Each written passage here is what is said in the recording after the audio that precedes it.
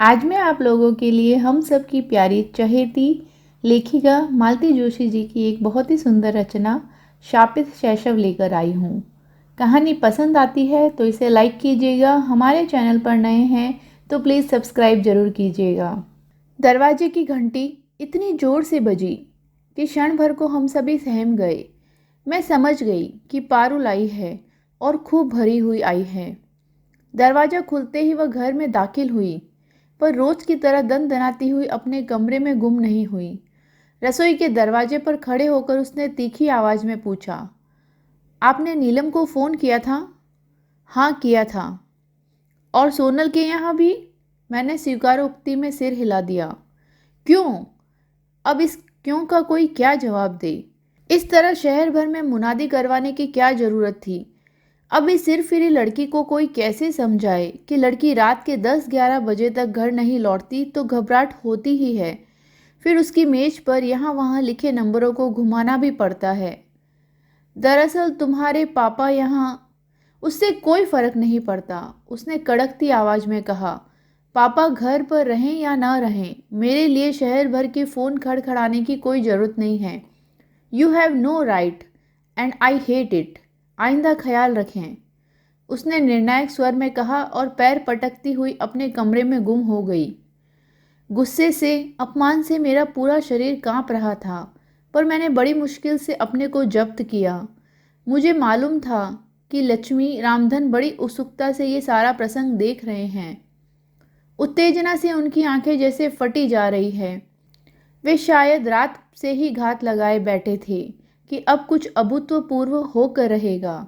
एक तो सौतेली माँ का ठप्पा और दूसरे बिटिया का ऐसा घनघोर अपराध। पर मैंने उन्हें निराश ही किया।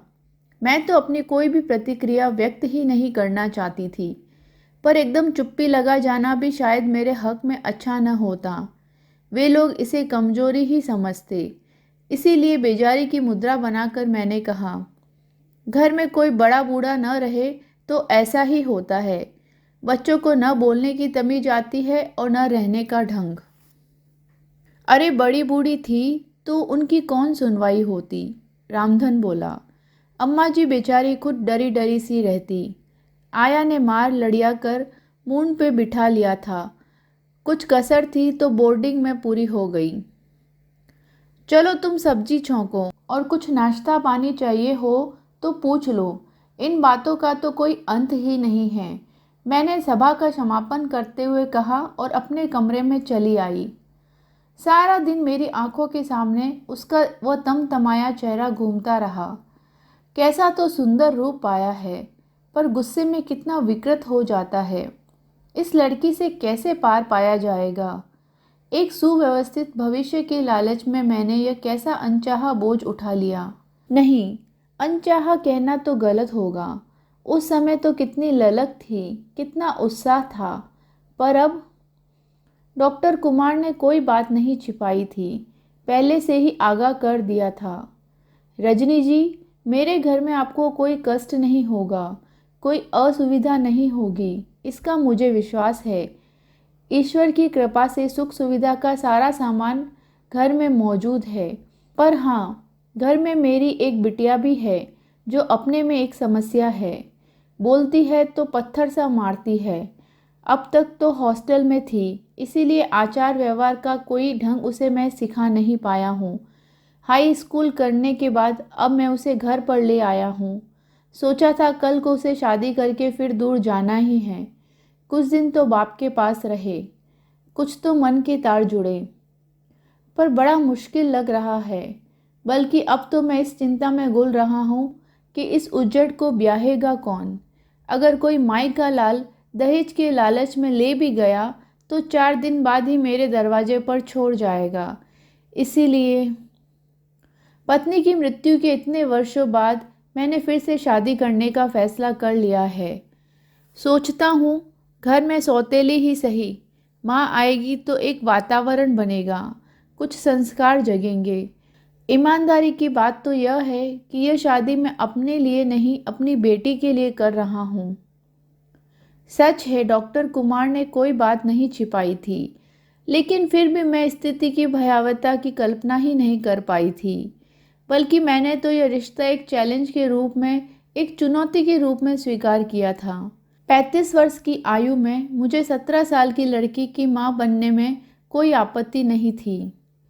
अब लगता है उस 17 वर्षीय आफत को देखे बिना ही यह चुनौती स्वीकार करना मूर्खता थी, पागलपन था।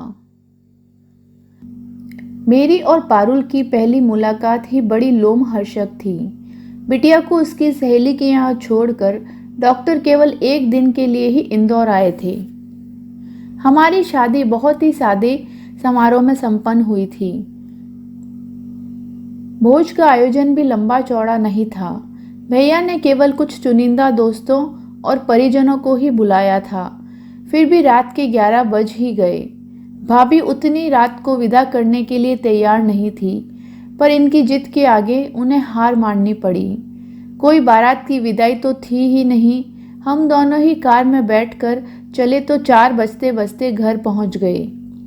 मैंने ये कभी नहीं सोचा था कि मेरे लिए वंदनबार सजे होंगे या किसी ने अल्पना डाली होगी। मैंने ये भी नहीं सोचा था कि शहनाई की मंगल ध्वनि मेरा स्वागत करेगी या कि ढोलक की थाप से पूरा मोहल्ला गुंजायमान होगा। हम लोगों की शादी तो एक अनुबंध मात्र थी। भैया भाभी ने उसे एक उत्सव का रूप दे दिया था, बस। इस और वह उत्साह नहीं होगा, यह मुझे मालूम था। फिर भी मुंह अंधेरे अपने ही हाथों से ताला खोलकर घर में दाखिल होते मन बुझ सा गया। वेलकम होम, उन्होंने औपचारिकता बरती। थैंक यू, मैंने शिष्टाचार निभाया। थोड़ा सा मुस्कुरा दी ताकि मेरी हताशा जाहिर न हो। थक गई हो ना, अभी आराम कर लो। इतनी रात में घर क्या देखोगी? जी हाँ, अभी तो अपना कमरा ही दिखा दीजिए। कमरे में जाते ही मन प्रसन्न हो गया। लगा कि आने वाले के सम्मान में इसे नए सिरे से सजाया गया है। डोरमेट से लेकर बाथरूम में रखे टॉवल तक सब कुछ नए नए से थे, नया भी और ताज़ा भी। मन के किसी कोने में जो एक कांटा सा था कि मैं किसी की बासी गृहस्थी सजाने जा रही हूँ, वह कसक एकदम दूर हो गई। वॉश लेकर बाहर आई तो देखा ये कॉफ़ी लिए मेरी प्रतीक्षा कर रहे हैं। थैंक यू, मैंने मग उठाते हुए कहा, पर यह धन्यवाद निरी औपचारिकता नहीं थी। मैंने हृदय से उनका आभार माना था। उस समय सचमुच कुछ पीने का मन हो रहा था, पर घर में कोई था ही नहीं जो अनुरोध करता। अपने आप बनाना कुछ अच्छा नहीं लग रहा था। मैं सचमुच कृतज्ञ थी कि मुझे आते ही रसोई में पैर नहीं देना पड़ा। मैं तो सोच रही थी कि अब तो सुबह होने को है, सोकर क्या होगा, पर कब आंख लग गई पता ही नहीं चला। सुबह उठी तो दिन काफ़ी चढ़ चुका था और ये तैयार हो चुके थे। आज छुट्टी नहीं लेंगे? मैंने कातर स्वर में पूछा। जल्दी लौट आऊँगा, इन्होंने मुझे आश्वस्त किया। आओ नाश्ता कर लेते हैं, मैं रुका हुआ हूँ। नाश्ते की मेज पर ही रामधन से मुलाकात हुई। उसी ने फिर लक्ष्मी से मेरा परिचय करवाया। ये मेरी गृहस्थी के 2 आधार स्तंभ हैं, इन्होंने परिहास में कहा, पर मुझे तो तीसरे की तलाश थी। आखिर मुझसे रहा नहीं गया, पूछ ही लिया। बेटिया से नहीं मिलवाएंगे? क्षण भर को उनके चेहरे पर असमंजस के भाव उभरे। वह शायद बेबी तो सवेरे ही लौट आई है, रामधन ने सूचना दी। बुलावे का? नहीं नहीं, रहने दो, हम ही चले जाएंगे, इन्होंने तुरंत कहा। इतनी फुर्ती से खड़े हो गए मानो पल भर की भी देर की तो रामधन बिटिया को बुला लाएगा। आओ, इन्होंने कहा और मैं घिसटती सी उनके पीछे चल दी। मुझे आश्चर्य भी हो रहा था और बुरा भी लग रहा था। क्या मैं इस योग्य भी नहीं कि कोई उत्सुकता से झांक ही ले? मिलने के लिए ठेठ कमरे में ही जाना पड़ेगा। पिछले बरामदे से सटा हुआ सबसे आखिरी कमरा उसका था। दरवाज़ा बंद था और भीतर माइकल जैक्सन चीख रहा था। इन्होंने नॉक किया। खुला है, अंदर से कर्कश आवाज़ आई। दरवाज़ा ठेल कर हम दोनों भीतर गए। बिस्तर पर औंधी लेटी वह कोई पुस्तक पढ़ रही थी। हमें देखते ही जींस में कसी उसकी टांगों का हवाई नृत्य थम गया। ओ पापा, आप ही हैं। मैं समझी रामधन होगा। इन्होंने आगे बढ़कर पहले कैसेट बंद किया, फिर गंभीर स्वर में बोले, निक्की, मेरा मतलब है इनसे मिलो। ये तुम्हारी मम्मी है। ओह, आई सी। बस इससे ज़्यादा कोई प्रतिक्रिया नहीं। उसने अपनी पोज तक नहीं बदली। इन्हें भी बुरा लगा, एकदम चीखे, निक्की, यह क्या है? Where are your manners? Do you have any? ढंग से उठकर बात नहीं कर सकती तुम? वह एकदम उछलकर खड़ी हो गई, अपने छोटे छोटे बालों को गर्दन के एक झटके के साथ पीछे फेंकती हुई बोली, आपकी आज्ञा शिरोधार्य है पिताश्री। लीजिए, मैं खड़ी हो गई। अब अगर आप चाहेंगे तो मैं माताश्री की चरण वंदना भी कर सकती हूँ। गुस्से से इनका चेहरा तमतमा उठा। मुझे डर हुआ कि कहीं ये बेटी को एक झापड़ ही रसीद न कर दे। मैंने अपनी दोनों हथेलियों में उनका दाहिना हाथ थाम लिया। सोचा, मेरे स्नेह के उनताप से उनकी उत्तेजना कुछ कम तो होगी। चलिए, मैंने मनुहार की और इसी तरह उन्हें थामकर बाहर ले आई। बाहर आकर देखा, लक्ष्मी और रामधन दोनों कमरे की ओर कान लगाए बैठे हैं। उन्हें जरूर ही निराशा हुई होगी। एक बात का यकीन जरूर आ गया कि इस घर में अगर कोई नाटक हुआ तो दर्शकों का अभाव नहीं रहेगा। अपने कमरे की सुरक्षित चार दीवारी में आकर मैंने खुलकर सांस ली। इतनी देर से दम जैसे घुटा जा रहा था, लेकिन ये अब भी गुस्से से थर थर काँप रहे थे। प्लीज़ रिलैक्स, मैंने उनके बालों में उंगलियां फिराते हुए कहा। अपरिचय की सारी दीवारें संवेदना के उस प्रभाव में बह गई। कुछ क्षण बाद ये भी नॉर्मल होने लगे। सॉरी रजनी, इन्होंने भर्राई आवाज़ में कहा। फॉरगेट इट, मैंने इन्हें आश्वस्त करते हुए कहा। विश्वास कीजिए, मैंने किसी बात का जरा भी बुरा नहीं माना है। अपने कमरे की सुरक्षित चार दीवारी में आकर मैंने खुलकर सांस ली। इतनी देर से दम जैसे घुटा जा रहा था, लेकिन ये अब भी गुस्से से थर थर काँप रहे थे। प्लीज़ रिलैक्स, मैंने उनके बालों में उंगलियां फिराते हुए कहा। अपरिचय की सारी दीवारें संवेदना के उस प्रभाव में बह गई।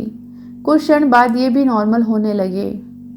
सॉरी रजनी, इन्होंने भर्राई आवाज़ में कहा। फॉरगेट इट, मैंने इन्हें आश्वस्त करते हुए कहा। विश्वास कीजिए, मैंने किसी बात का जरा भी बुरा नहीं माना है। आप जरा उस लड़की की ओर से तो सोचकर देखिए। आप एक अनजान औरत को एकदम उसके सामने ले जाकर खड़ा कर देते हैं और कहते हैं ये तुम्हारी माँ है, बताइए। और आप उससे अपेक्षा करते हैं कि वह तमीज़ से पेश आए, उसकी प्रतिक्रिया एकदम नॉर्मल हो।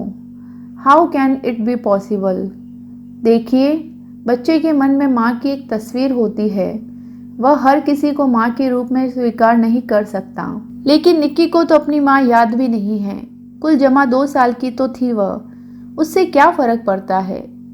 उसने माँ के चित्र तो देखे होंगे, उसी के सहारे उसकी कल्पना ने एक तस्वीर बनाई होगी। क्या पता वह मन ही मन उस तस्वीर को पूछती होगी। आप उससे ये आशा तो नहीं कर सकते कि वह मुझे देखते ही अपनी सारी श्रद्धा, सारा आदर मुझे दे दे। इसमें समय लगता है। बल्कि मेरा तो यह आग्रह भी नहीं है कि वह मुझे मम्मी ही कहे। उसके अंतर्मन से जो संबोधन निकलेगा, मेरे लिए वही स्वीकार्य होगा। ये चुप ही बने रहे। सुनिए, मैंने अनुनय भरे स्वर में कहा, आज हमारी शादी का पहला दिन है। क्या मैं आपसे कुछ मांग सकती हूँ? उन्होंने प्रश्नार्थक नजरों से मुझे देखा। आप निक्की को मेरे सामने या फिर मेरे लिए डांटेंगे नहीं। वह मेरे साथ कैसे भी पेश आए, आप उसे कुछ नहीं कहेंगे। यह मेरी लड़ाई है, इसे मैं अकेले ही लड़ना चाहती हूँ। आप बीच में पड़ेंगे तो मैं ये बाजी निश्चित ही हार जाऊंगी। इसीलिए प्लीज़, एज यू प्लीज़। बड़ी देर बाद इन्होंने कहा और उठकर ड्यूटी पर चले गए। कितनी दिलेरी से मैंने यह चुनौती स्वीकार की थी, किस बहादुरी से ऐलान किया था कि यह मेरी लड़ाई है, इसे मैं अकेले ही लड़ूंगी। पर अब लग रहा है कि यह बड़ बोलापन मुझे महंगा पड़ रहा है। यह जंग जीतना उतना आसान नहीं है। यह लड़की तो मुझे परछाई भी नहीं छूने देती। इस उठापटक में उसके पिता भी दूर छिटकने लगे हैं। मैंने एक संकल्प लिया था, घर का वातावरण जब तक सहज और सामान्य नहीं हो जाता तब तक हम न तो किसी रिश्तेदार को आमंत्रित करेंगे न ही स्वयं कहीं जाएंगे। जब भी जाना होगा तीनों साथ जाएंगे। रिश्तेदारों का तो वैसे भी कोई खतरा नहीं था। माँ जी की मृत्यु के बाद मेहमानों का सिलसिला वैसे भी थम गया था। खाली घर में दीवारों से सिर फोड़ने कौन आता है। इन्हें भी किसी के यहाँ जाने का या बुलाने का चाव नहीं रह गया था। पर कहीं बाहर जाने के लिए वे अकुला उठे थे। घर में हमेशा एक अव्यक्त सा तनाव बना रहता था, जिससे इनका मन घर से भागने को होता था। यूँ तो बिटिया रानी हमारी किसी बात में दखल नहीं देती थी, पर उसकी उपेक्षा ही मन पर बोझ बन जाती थी। पर कहीं जाना भी तो आसान नहीं था। हम लोग कहीं पिक्चर या पार्टी में भी जाते तो मेरा मन अपराध बोध से ग्रस्त हो जाता। शहर से दूर जाने का तो सवाल ही नहीं उठता था। निक्की को क्या हर बार सहेली के यहाँ भेजा जा सकता था? उसे ही क्या अच्छा लगता? घर पर उसे नौकरों के भरोसे छोड़ना भी तो संभव नहीं था। लोग बाग मखौल नहीं उड़ाएंगे। तुम हर बार उसकी बात बीच में क्यों ले आती हो? ये झल्लाते। लेकिन उसे एकदम नज़रअंदाज भी तो नहीं किया जा सकता। मैं उन्हें समझाती। आखिर एक दिन मैंने कह ही डाला, आपने ही तो कहा था कि ये शादी आप सिर्फ बिटिया के लिए ही कर रहे हैं। हाँ कहा था, ये चीखे। तो क्या इसकी सज़ा दे रही हो मुझे? और फिर 2 दिन तक बच्चों की तरह मुंह फुलाए घूमते रहे। इन्हें इस तरह नाराज करके जिसे मनाने का मैं प्रयत्न कर रही थी, वह मुझे जरा भी लिफ्ट नहीं दे रही थी। मेरा हर प्रयास वह विफल कर रही थी। गृह प्रवेश के दूसरे दिन तड़के मेरी आँख खुल गई। श्रीमान जी गहरी नींद में सो रहे थे। सोचा अपने लिए फर्स्ट क्लास चाय बना ली जाए। कल का पूरा दिन मानसिक ऊहापोह और औपचारिकताओं में बीत गया। एक बार भी चाय का मजा नहीं आया। रसोई में जाते हुए देखा, निक्की के कमरे की लाइट जल रही है। सोचा दोस्ती के लिए अच्छा मौका है। उसके पिताजी भी साथ नहीं हैं। मैंने फटाफट 2 कप चाय बनाई और दरवाजे पर हल्के से नॉक किया। निक्की। दरवाज़ा इस तेजी के साथ खुला कि मैं सहम कर 2 कदम पीछे हट गई। फिर संभलते हुए मैंने कहा, मैंने तुम्हें डिस्टर्ब तो नहीं किया ना? तुम्हारे कमरे में रोशनी देखी तो सोचा कि सुबह की चाय निक्की के साथ पी जाए। मेरा नाम पारुल है। पापा श्री ने शायद आपको बताया नहीं। Oh sorry. अपमान के उस घूंट को किसी तरह पीते हुए मैंने कहा, अच्छा बताओ, नाश्ते में क्या लोगी? आज तुम्हारी पसंद का ही नाश्ता बनाते हैं। मेरी चिंता रहने दें, उसने 1 कप हाथ में लेते हुए कहा। मेरा नाश्ता रामधन बना देगा। आप तो जिनकी सेवा के लिए आई हैं उन्हीं का ख्याल रखें, मेहरबानी होगी। मन हुआ कह दूं, पगली मैं तो तेरे लिए ही इस घर में आई हूँ। तेरे पापा मुझे तेरे लिए ही ब्याह कर लाए हैं। पर वह जिस तरह काट खाने को दौड़ रही थी, वहाँ ऐसी कोमल अनुभूतियों के लिए कोई गुंजाइश ही कहाँ थी। इसके बाद मैंने जब भी पुकारा या जब भी उसका उल्लेख किया, पारुल कहकर ही किया। इन्होंने 1-2 बार कहा भी, अरे मैं तो भूल ही गया था, इसका नाम पारुल है।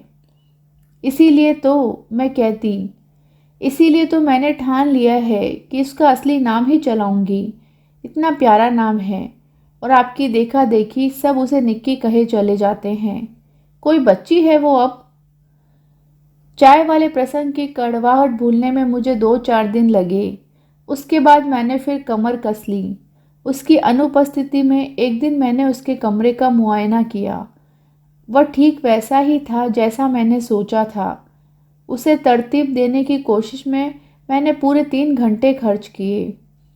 मैंने पहले तो उसका बिस्तर ठीक किया, पलंग की चादर बदली, फिर खिड़कियों के पर्दे बदले, यहाँ वहाँ बिखरे कपड़ों को समेटा, धुले अनधुले कपड़ों को अलग किया, मेज पर फैली किताबें कॉपियों को करीने से जमाया, ड्रेसिंग टेबल का शीशा साफ किया, शीशियों के ढक्कन यथास्थान रखे, स्टूल पर कैसेट्स के ढेर को स्टैंड में फिट किया।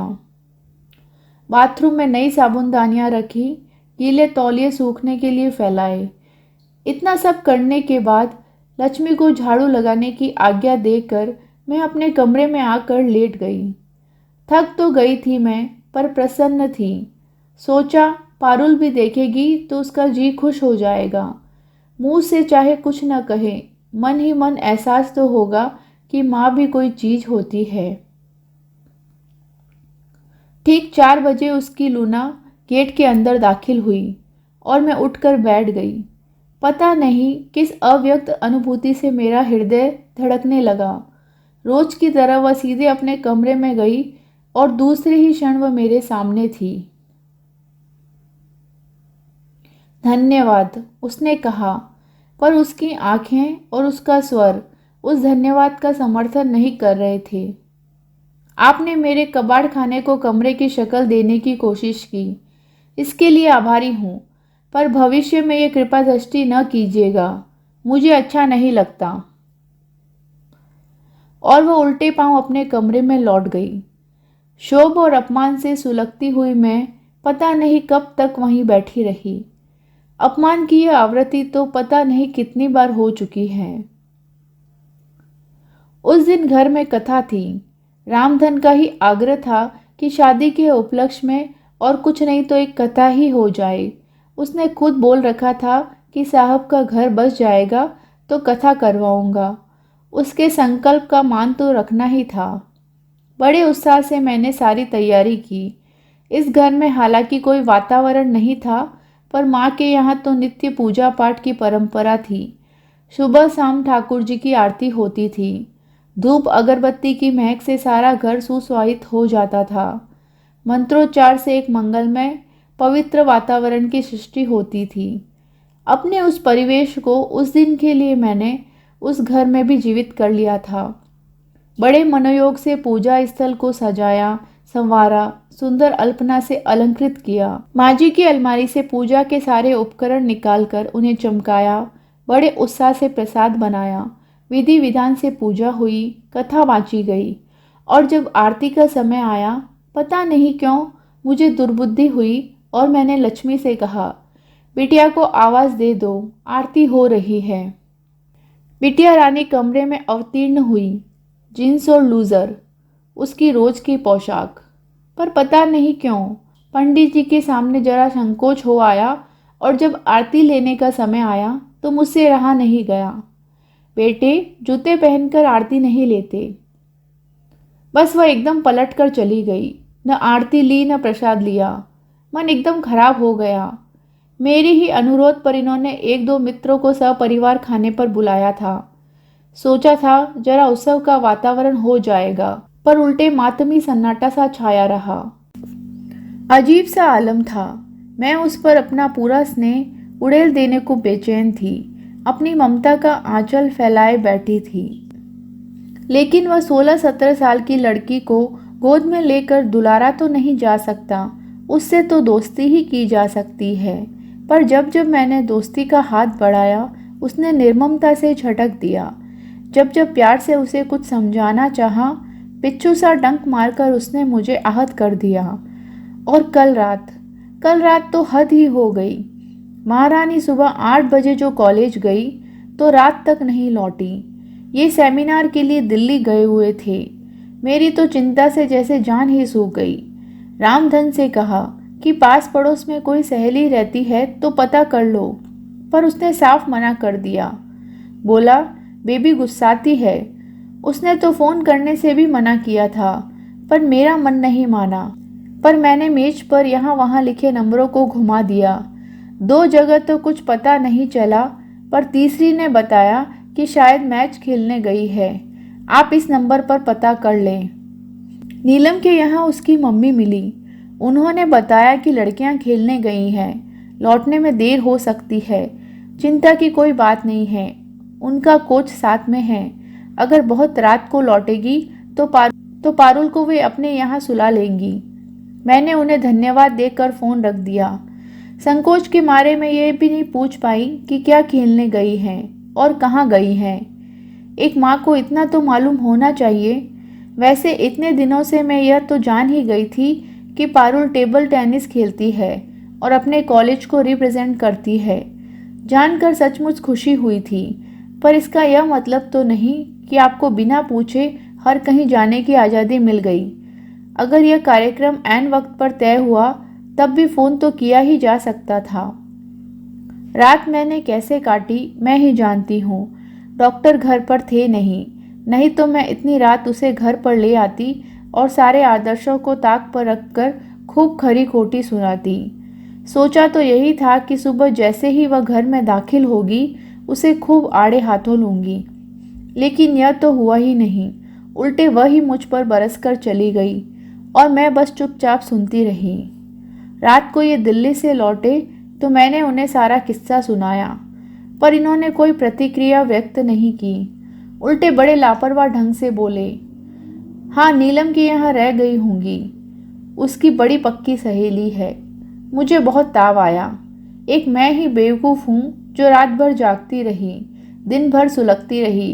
जिनकी बेटी है उन्हें तो कोई चिंता ही नहीं है। फिर अपने पर ही शर्म हो आई। बेटी क्या सिर्फ उन्हीं की है? मैंने तो डॉक्टर कुमार को उनके पूरे परिवेश के साथ स्वीकार किया है। फिर क्या मेरी कोई जिम्मेदारी नहीं है? बाप की नज़रें जिन्हें पकड़ नहीं पाती, माँ की नज़रें क्या उन खतरों से गाफिल रह सकती है? सुबह मैंने फिर निश्चय कर ही लिया था। पतिदेव को रोज की तरह चाय नाश्ता देकर हॉस्पिटल भेज देने के बाद मैं फुर्सत में थी। पारुल कॉलेज के लिए तैयार हो रही थी। लक्ष्मी अभी आई नहीं थी। रामधन रसोई में अंडा फेंट रहा था।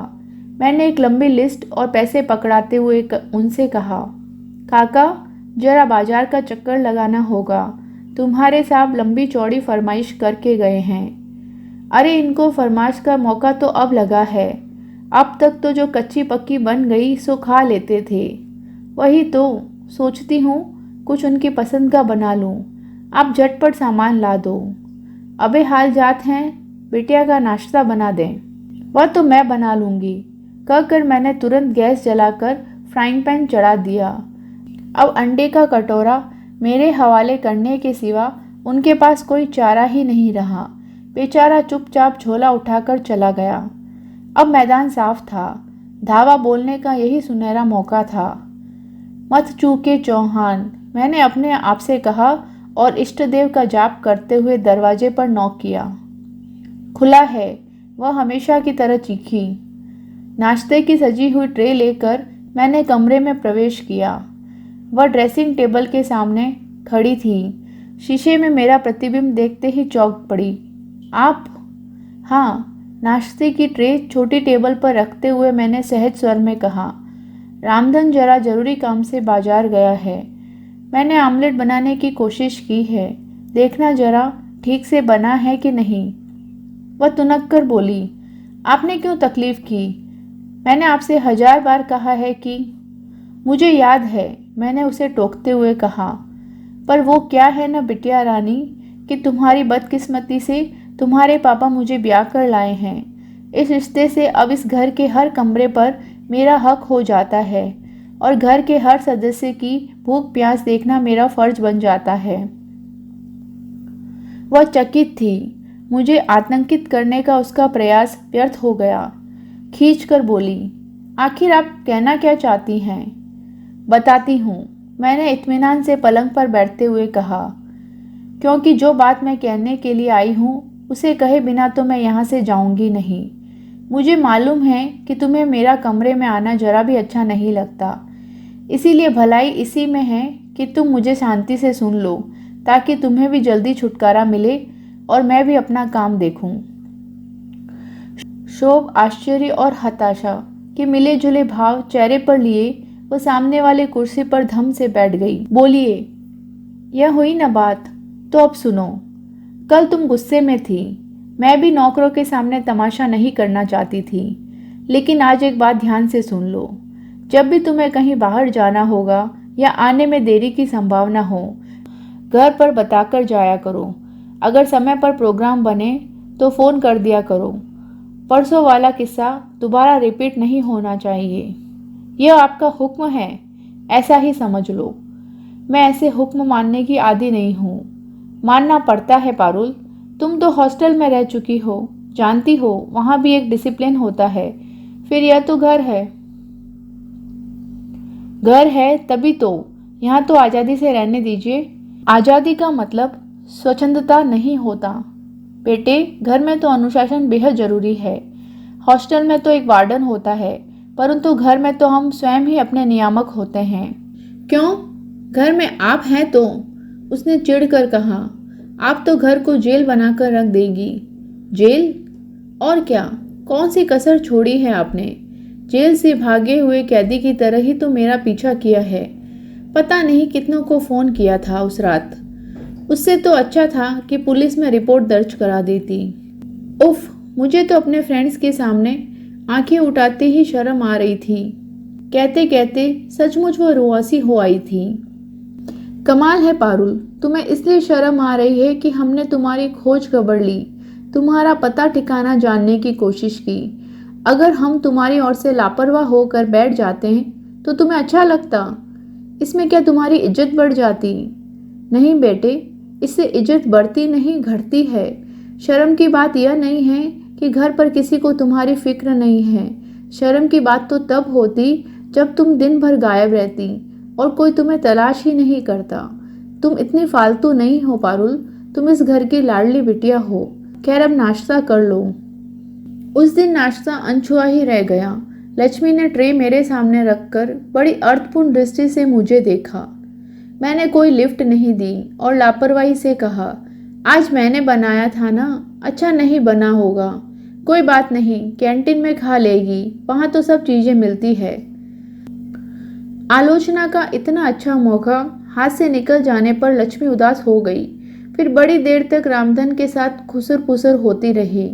शायद रामधन ने बताया भी हो कि आज बहू जी ने जबरदस्ती अपने हाथ का नाश्ता खिलाना चाहा था, तभी बेबी भूखी चली गई। जो भी हो, 4-5 दिन तक वो यूं ही अनमनी बनी रही। खाना भी ऐसा वैसा ही खाती रही। रामधन मनोहर भी करता रहा। मैंने न ध्यान दिया न मनाने की कोशिश की। मैं भी वह सीमा पार कर चुकी थी। अब पहल उसे ही करनी थी। मैं केवल प्रतीक्षा कर रही थी, एकदम तटस्थ भाव से। पर मेरी ये तटस्थता कितनी सतही थी इसका शीघ्र ही पता चल गया। उस दिन सुबह से ही रिमझिम शुरू हो गई थी। जाते समय पारुल रेनकोट के लिए गेट से लौट कर आई। यह मैंने देखा था। ये जब लंच के लिए आए, पानी तब भी बरस रहा था, पर हल्का था। हम लोग खाना खाकर लेटे ही थे कि बारिश तेज हो गई। 3 बजे तक तो उसने घनघोर रूप धारण कर लिया। देखिए तो कैसा धुआंधार बरस रहा है। सावन का महीना है, अब भी नहीं बरसेगा। मुझे तो पारुल की चिंता हो रही है। कॉलेज भी तो मरा शहर के दूसरे छोर पर है। रेनकोट लेकर गई है ना? ओफो, ये पानी तो देखिए, ये क्या रेनकोट के बस का है? तिस पर वो लूना से गई है, पूरी भीग जाएगी। तो घर आकर कपड़े बदल लेगी। आप तो कमाल करते हैं। तो मुझे क्या करने को कहती हो? उसे जाकर ला नहीं सकते? जरूर ला सकता हूँ, पर जानती तो हो वह लड़की कैसी तूफान है। मैं चला भी जाऊं तो क्या वो मेरे साथ आएगी? और लोगों के सामने मेरा तमाशा बन जाएगा। और देखो, कहीं फ़ोन मत करना, उस दिन जैसा नाटक हो जाएगा। तो क्या हाथ पर हाथ धरे बैठे रहें? मैंने चिढ़कर कहा। कैसे बाप हैं आप? पानी ही बरस रहा है, कोई प्रलय नहीं आया है जो तुम इतना परेशान हो रही हो।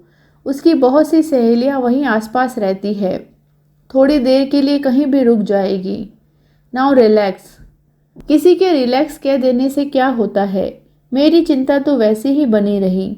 पता नहीं कितनी बार तो मैंने दरवाजे के चक्कर लगाए होंगे, पता नहीं कितनी बार तो कहा होगा, लड़की पता नहीं कहाँ रह गई। शाम को पानी का जोर थोड़ा कम हुआ, पर लड़की का कहीं अता पता नहीं था। मेरी व्यग्रता और बढ़ गई। सोच लिया कि अगर 7 बजे तक वह नहीं लौटी तो उसके पिता को गाड़ी निकालनी ही होगी। मैं घड़ी की सुइयों पर ही नजर गड़ाई थी कि रामधन की आवाज़ सुनाई दी। बहू जी, बेबी आ गई। मैं दौड़कर दरवाजे पर पहुंची। देखा, लथपथ चली आ रही है, साथ में 2 मूर्तियां और हैं। लीजिए साहब, संभालिए अपनी अमानत। अरे ऐसा तूफान मचाया कि बस बरसते पानी में आना पड़ा। पागल, मैंने पारुल को हल्की सी चपत लगाते हुए कहा। अपने साथ आंटी को भी गीला कर दिया। फ़ोन कर देती, पापा खुद आकर लिवा ले जाते। उसने मुझसे नहीं कहा था बहन जी, वह तो अकेले ही आ रही थी। पर बताइए, जवान जहान लड़की को ऑटो में अकेली कैसे भेज दें? जमाना कितना खराब चल रहा है। लड़कियों को तो कुछ कहो तो बुरा लगता है, पर आप ही बताइए। आप भीतर तो आइए, ऑटो खड़ा है, उसे मैं विदा कर देती हूँ, ये आपको छोड़ आएंगे। पारुल तुम जाकर झटपट कपड़े बदलो, नहीं तो बीमार पड़ जाओगी। भीतर जाकर मैंने रामधन को अदरक वाली चाय बनाने का आदेश दिया। लक्ष्मी के हाथ ऑटो के पैसे भिजवाए, इन्हें तैयार रहने की सूचना दी और फिर 2 तौलिए लेकर बाहर आ गई। तब तक माँ बेटी ड्राइंग रूम में आ चुकी थी। मुझे लगा कि आगंतुक महिला भीतर आने को उत्सुक ही थी, तभी तो जरा से अनुरोध पर मान गई। डॉक्टर साहब शायद आज घर पर ही हैं, उन्होंने पूछा। जी हाँ, रोज़ तो 6 बजे ही निकल जाते हैं। आज पारुल की वजह से रुक गए, उसे लेने ही जा रहे थे, पर पता नहीं था कि कहाँ पर है। सब की सब हमारे घर पर ही इकट्ठा हो गई थी। मैंने भी वीसीआर लगा दिया, वहीं मैंने प्यार किया, पता नहीं कितनी बार देखती हैं ये लोग। पर आज तो पिक्चर आधी भी नहीं हुई कि सब की सब खड़ी हो गई। पारुल तो एकदम सड़क पर चल दी। बड़ी मुश्किल से रोका उसे मैंने और साथ ले आई। बहुत डरती है आपसे? जी नहीं जी, डर तो होना ही चाहिए, चोट माँ की हो या बाप की, लड़कियों को थोड़ी तो दहशत होनी ही चाहिए। दरअसल चिंता हो जाती है, मैंने मिमियाते हुए कहा। एक बार पता रहे कि कहाँ है तो फिर कोई बात नहीं, पर यही तो मैं इनसे कह रही थी। घर में माँ होने से बहुत फर्क पड़ता है, भले ही वह। मम्मी, उनके सौतेली कहने से पहले ही लड़की ने डपट दिया। मम्मी तुम्हें कुछ मालूम तो है नहीं, बस बोलती जा रही हो। डर वर की कोई बात नहीं है। दरअसल उसकी गीतांजलि और शाहीन से झड़प हो गई थी, इसीलिए वह पिक्चर छोड़कर चल पड़ी थी। अरे मुझे तो पता ही नहीं चला, क्या हुआ था? मम्मी की आंखें उत्सुकता से फैल गई। बिटिया ने हताश होकर मेरी ओर देखा, फिर संक्षेप में बताया। अरे वो गीता और शाहीन है ना, बहुत नाटक करती है। खुद ही पिक्चर लगाने को कहा और खुद ही बीच में उठकर खड़ी हो गई। बोली कि देर हो रही है, घर जाएगी। पारुल ने कहा कि ऐसी भी क्या जल्दी है, थोड़ी देर बाद चलते हैं, घर तो सभी को जाना है। तो दोनों कहती क्या है? तुम्हारी बात अलग है, तुम तो फ्री बर्ड हो, घर पर कोई कहने सुनने वाला नहीं है, लेकिन हमारी अम्मा लोग तो हमारी जान ही ले लेगी। बस पारुल को ताव आ गया। अच्छा हुआ कि उसी समय चाय आ गई और मैं प्रस्तुत घटना पर टिप्पणी करने से बच गई। चाय पीते ही बिटिया उठ खड़ी हुई। मजबूरन माँ को भी उठना पड़ा। मैंने इन्हें आवाज़ दी, तब तक पारुल भी कपड़े बदल कर आ गई थी। पानी अभी थमा नहीं था, इसीलिए हम दोनों ने मेहमानों को दरवाजे से ही विदा किया। गाड़ी गेट से बाहर निकल गई, तब हम लोग भी भीतर आ गए। देखा, पारुल के बालों में अब भी पानी टपक रहा था। मन हुआ उसके कंधों पर पड़ा टॉवल खींचकर उसका सिर अच्छे से पोंछ दूं, पर हिम्मत ही न पड़ी। मुझे खुद विश्वास नहीं हो रहा था कि अभी थोड़ी देर पहले मैंने हल्की सी चपत उसे लगाई थी। शायद वह मेरी अतिशय व्यग्रता का परिणाम था। बाल ठीक से सुखा लो पारुल, नहीं तो जुकाम हो जाएगा। अपना ड्रायर भिजवा दूँ क्या? वह सिर्फ मुझे देखती रही। अच्छा, पहले गर्मा गर्म चाय पी लो, काका ने अदरक डालकर बढ़िया चाय बनाई है। चाय मैं अपने कमरे में पी लूँगी, उसने मेरे हाथ से कप लेते हुए कहा। फिर जाते हुए दरवाजे में ठिठक कर बोली, थैंक यू मम्मी। मैं खुश थी और चकित भी। रात को इच्छा हुई कि यह सुसंवाद इन्हें भी सुना दूं, पर अपने को रोक लिया। क्या पता यह उपलब्धि क्षणिक ही हो, हम खुद ही नहीं समझ पाते, पर हमारे अवचेतन में एक अदृश्य कंप्यूटर लगा होता है जो अपने आसपास की आवाज़ों को नोट करता रहता है। उसमें जरा भी व्यतिक्रम हो जाए तो मन चौंक उठता है। उस दिन ऐसा ही हुआ। सुबह 10 बजे लूना की चिर परिचित आवाज़ कानों में पड़ी तो मन बेचैन हो उठा। फिर सोचा, मैं भी कैसी बेवकूफ़ हूँ, लूना तो कल घर आई ही नहीं।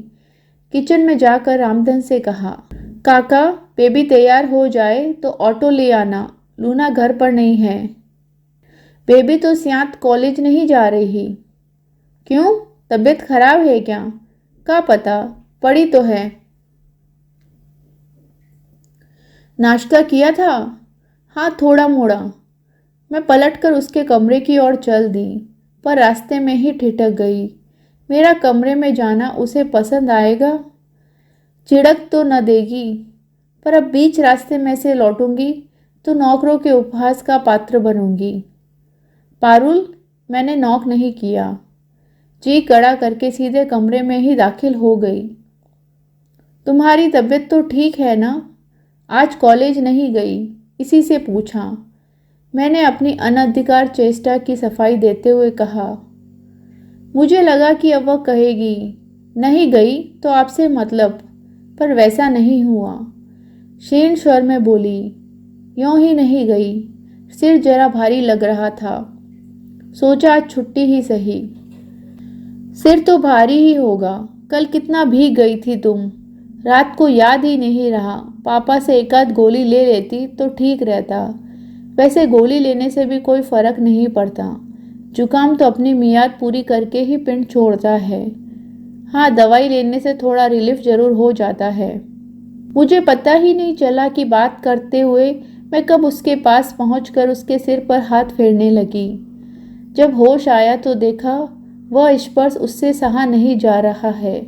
उसके होठ कांप रहे हैं और उसने दोनों हथेलियों से आंखें ढांप रखी है। बीमारी की दशा में किसी का स्नेहिल स्पर्श क्या कयामत ढाता है, यह मुझे मालूम है। वह दिलेर लड़की मेरे सामने रोएगी नहीं, यह भी मैं जानती थी। इसीलिए मैंने कहा, काका ने बताया कि तुमने ठीक से नाश्ता भी नहीं किया।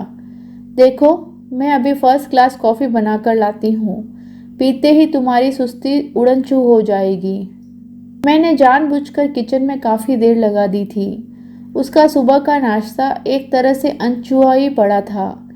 मैंने साबूदाने के पापड़ और आलू के चिप्स तले, थोड़े से मखाने भी घी में भुने। फिर कॉफ़ी के साथ सारा असर अंजाम लेकर मैं उसके कमरे में गई तो बिस्तर खाली था। मेरा अंदाज़ा सही था। जब वह बाथरूम से निकली तो उसका चेहरा और आंखें दोनों धुले धुले से थे। थैंक यू मम्मी, उसने अपना कप हाथ में लेते हुए कहा। मन हुआ कि उससे कहूँ, माँ को यो बार बार धन्यवाद नहीं देते, पर अपने को रोक लिया। मम्मी कह देने से कोई माँ नहीं हो जाती। जिस दिन वह मुझे मन से माँ कहकर स्वीकार करेगी, औपचारिकता की यह दीवार अपने आप टूट जाएगी। रामधन काका गाड़ी चला लेते हैं ना? हाँ, क्यों? तुम एक चिट्ठी लिख कर दे दो तो वह गाड़ी उठा ले आएंगे। वैसे नीलम की मम्मी उन्हें पहचानती तो होगी ना? लेकिन नीलम के यहाँ क्यों जाएंगे? गाड़ी तो छाया के यहाँ है। तो कल जो आई थी वह छाया थी, और क्या? उसी का घर तो कॉलेज के पास पड़ता है, इसीलिए गाड़ी वहाँ रख दी। वह तो बेचारी बहुत अच्छी है, पर उसकी mummy she is such a bore. और उन्हें आपने नीलम की मम्मी समझ लिया। ओह नो, नीलम सुनेगी तो सिर पीट लेगी। तुम्हारे पापा भी सिर पीट रहे थे, कह रहे थे कि कहाँ फंसा दिया मुझे। पूरे रास्ते वो एक मिनट भी चुप नहीं रही। बेचारे, उनकी तो औरत की बकझक सुनने की आदत भी छूट गई है। उनके लिए तो अच्छा खासा ओवरडोज हो गया होगा। बात जरा सी थी, पर हम दोनों हंसी से लोटपोट हो रही थी। मेरे तो गले में फंदा ही पड़ गया। इस घर में आने के बाद पहली बार मैं इतना खुलकर हंसी थी। पारुल को भी मैंने पहली बार ही हंसते हुए देखा था। लगा यह हंसी हमारी छाती में पता नहीं कब से जमी हुई थी। गलती मेरी ही थी। हंसी का दौर थमते हुए उसने कहा, मुझे ठीक से इंट्रोड्यूस करवाना था, पर मेरा मूड उस समय इतना ऑफ हो रहा था। हाँ, नीलम ने, मेरा मतलब है कि छाया ने बताया था। वह चुप रही। पर उसकी मम्मी क्या समझी पता है, उन्हें लगा कि तुम मेरे डर से जल्दी घर भाग कर आई। ओ गॉड, शी इज़ इम्पॉसिबल। मैं एकदम गंभीर हो आई।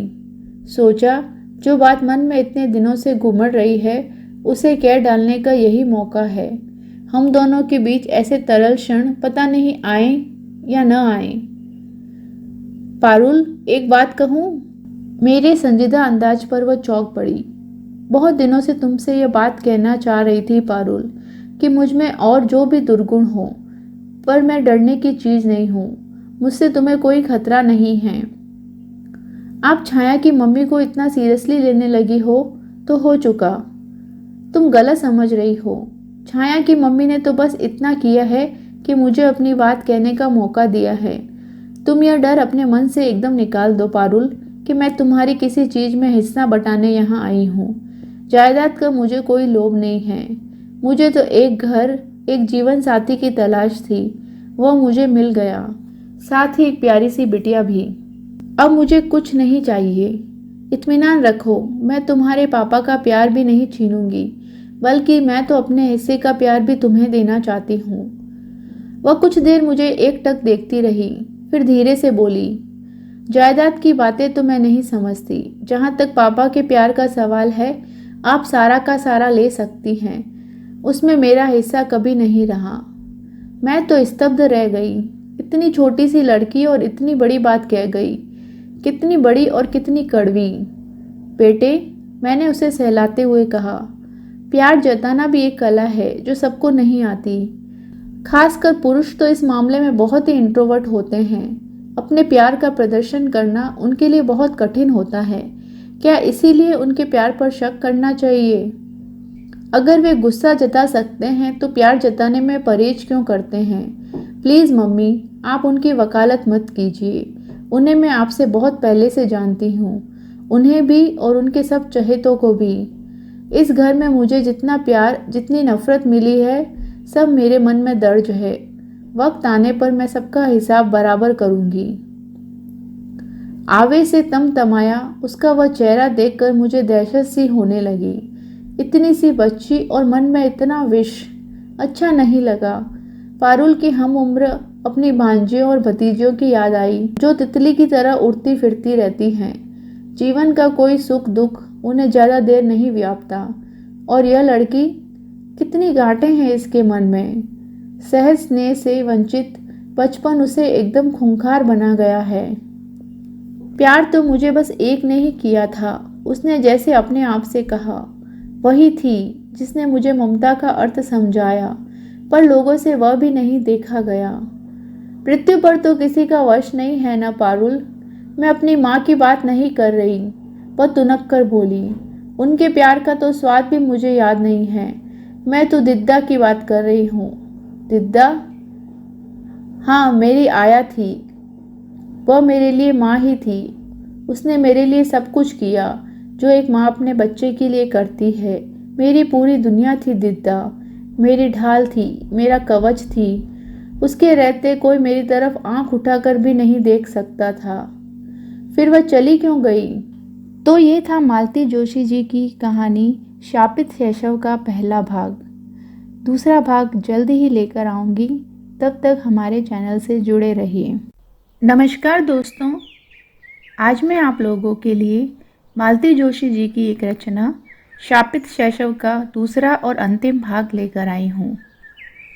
पहला भाग हमारे चैनल पर अपलोडेड है, तो आप प्लीज़ जाकर उसे सुन सकते हैं। तो चलिए कहानी शुरू करते हैं। प्यार तो मुझे बस एक ने ही किया था, उसने जैसे अपने आप से कहा। वही थी जिसने मुझे ममता का अर्थ समझाया, पर लोगों से वह भी नहीं देखा गया। मृत्यु पर तो किसी का वश नहीं है ना पारुल। मैं अपनी माँ की बात नहीं कर रही। वह तुनक कर बोली, उनके प्यार का तो स्वाद भी मुझे याद नहीं है। मैं तो दिद्दा की बात कर रही हूँ। दिद्दा? हाँ, मेरी आया थी। वह मेरे लिए माँ ही थी। उसने मेरे लिए सब कुछ किया जो एक माँ अपने बच्चे के लिए करती है। मेरी पूरी दुनिया थी दिद्दा। मेरी ढाल थी, मेरा कवच थी। उसके रहते कोई मेरी तरफ आंख उठाकर भी नहीं देख सकता था। फिर वह चली क्यों गई? कितनी बड़ी थी तुम उस समय? यही कोई 8 साल की। दिद्दा को भेज तो दिया, पर दादी से क्या कुछ संभलता था? मुझे फिर उठाकर नानी के यहाँ पटक आए। नानी बेचारी तो बिस्तर से लगी थी। घर में मामी का राज था। उन्होंने सुबह शाम जली कटी सुनाकर मेरा खून सुखा डाला। फिर साल भर बाद वापस छोड़ गई कि हमारे बस का नहीं है। फिर बुआ जी का आगमन हुआ। आप बुआ जी से मिली हैं? नहीं तो? जरूर मिलिएगा, जी खुश हो जाएगा। दादी की 2 कॉपी है। उन्हें तो लगा कि शायद उन्हें रिमांड होम का वार्डन बनाकर भेज दिया गया है। आते ही शुरू हो गई। मैं भी 6 महीने में तंग आ गई थी। दादी से भी देखा नहीं गया।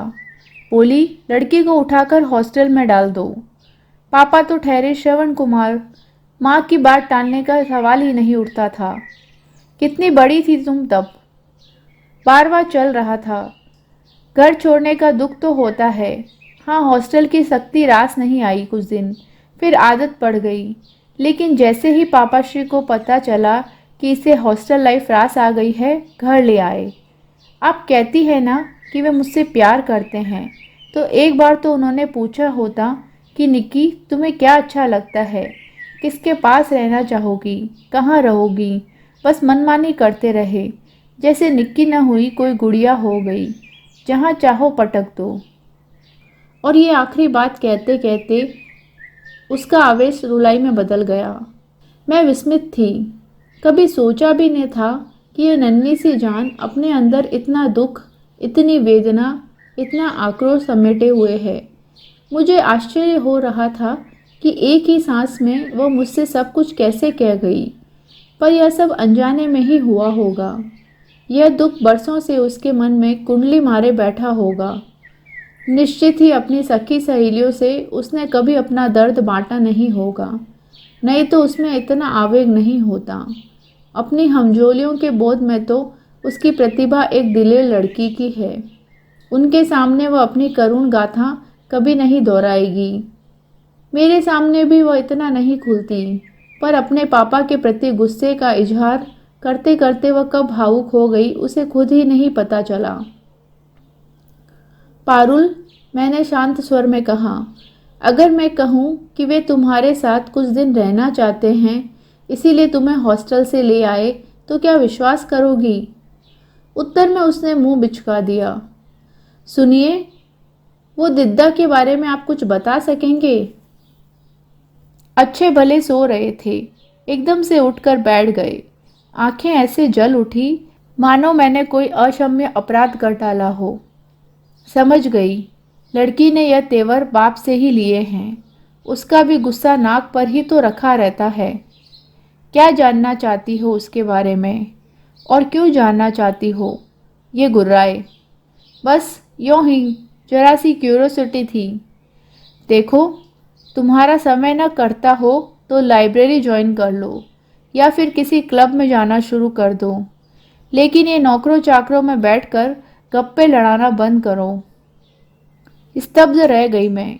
इस तरह भी कोई मुझसे बात कर सकता है? मुझे भी ताव आ गया। डॉक्टर कुमार, याद रहे कि मैं कोई 16-17 साल की ब्याहुली नहीं हूँ। आपको मेरी डिग्रियों का ध्यान नहीं रहा, ठीक है। मेरी सीनियर लेक्चरशिप को भी आपने नज़रअंदाज कर दिया, ठीक है। पर मेरी उम्र का तो लिहाज कीजिए। क्या इस उम्र में भी मुझे दूसरों से रहन सहन के तौर तरीके सीखने होंगे, अदब कायदे जानने होंगे?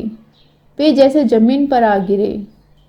सॉरी डार्लिंग, बेवजह ऑफ हो गया था, उन्होंने अपराध भाव से कहा। बाद में उन्होंने मुझे कुरेदने की बहुत कोशिश की, पर मैं चुप बनी रही। एक बात उसी समय तय हो गई थी। पारुल की आया के बारे में अगर कुछ जानना भी है तो मैं इनसे नहीं पूछूंगी, क्योंकि मैं जानती थी कि ये बेवजह ऑफ नहीं हुए थे। हमारी उस छोटी सी अंतरंग बातचीत के बाद पारुल में एक सुखद परिवर्तन आ गया था। जबरदस्ती ओढ़े अकेलेपन से वह जैसे एकाएक घबरा उठी थी। मैं किचन में होती तो मेरे इर्द गिर्द मंडराती रहती, अपनी कॉलेज की, अपनी सहेलियों की बातें सुनाती, लेक्चरर्स की नकलें उतारती। मैं भी सुनती और सोचती, कम से कम इस काम के लिए तो माँ का घर में होना ज़रूरी है, नहीं तो बच्चा किसके सामने अपना जमा खर्च खोलेगा, किसे अपनी विजय गाथा सुनाएगा, किससे अपनी व्यथा कथा कहेगा। अगर कोई सुनने वाला न हुआ तो तरस जाएगा बेचारा। पारुल भी तो तरस गई थी। उसके मन में कितना कुछ जमा हो गया था, वही तो धीरे धीरे बाहर आ रहा था। मन का भार हल्का होने से उसके चेहरे का संतप्त भाव भी बिला गया था। एक अपूर्व कोमलता से उसका मुख उद्भासित हो गया था। जब कुछ करने को नहीं होता तब हम दोनों ताश या कैरम खेलने बैठ जाती। रामधन काका हमें चाय और पकोड़े बनाकर दे जाते। एक दिन पारुल ने पूछ लिया, आप रामधन को काका क्यों कहती हैं? बुजुर्ग है ना, फिर इस घर के पुराने नौकर हैं, नाम लेना अच्छा नहीं लगता। मुझे ये बात किसी ने क्यों नहीं सिखाई? सिखाने के लिए घर में कोई होना तो चाहिए। क्यों नहीं थे? इतने सारे लोग थे जिस तिस बात पर डांटते रहते, पर कायदे की बात कभी किसी ने नहीं सिखाई। दूसरे ही क्षण उसके चेहरे का तनाव कम हो गया। बोली, रामधन, मैं भी अब से तुम्हें काका कहूँगी, रामधन काका। रामधन हंस दिया। बेबी की इस सनक को उसने गंभीरता से नहीं लिया। वो लेने लायक भी नहीं। परसों की आदत इतनी आसानी से छूटने वाली नहीं थी। हाँ, लक्ष्मी और रामधन से बात करने का ढंग जरूर सौम्य हो गया था, लेकिन पापा से उसकी अब तक कुट्टी बनी हुई थी। उनकी आहट पाते ही वह अपने दड़बे में घुस जाती। एक आध बार उन्होंने हमें साथ बैठे देख लिया था। हंसकर बाद में कहा, युद्ध विराम चल रहा है। हाँ, अब आप नज़र तो न लगाइए। एक दिन प्रसाद दंपत्ति आ गए थे। डॉक्टर प्रसाद कुमार के दोस्तों में सबसे घनिष्ठ हैं। दोनों पति पत्नी बड़े ही हंसमुख, खुश मिजाज और मिलनसार हैं। यूँ तो पारुल कभी भी मेहमानों के सामने नहीं आती, पर प्रसाद अंकल से उनकी पड़ती है। वे आते ही उसे खींचकर बाहर निकालते हैं, कॉलेज के हालचाल पूछते हैं, कभी कभी आइसक्रीम खिलाने बाहर भी ले जाते हैं। उनके बच्चों के साथ तो वो एकदम बच्ची बन जाती है। उनका गदबदा छुटकू, जो 9 साल के अंतराल से पैदा हुआ, बड़ा प्यारा है। पारुल तो उस पर जान देती है, देखते ही लपक कर उठा लेती है। उस दिन भी पारुल ने छुटकू को देखते ही किताब फेंक दी, फिर रवि, शशि और नन्हे हनी को लेकर सीधे छत पर चली गई। उन लोगों की धमा चौकड़ी की गूंज नीचे तक आ रही थी। दीदी, मिसेज प्रसाद बोली, अब आप भी एक प्यारा सा खिलौना ले आइए।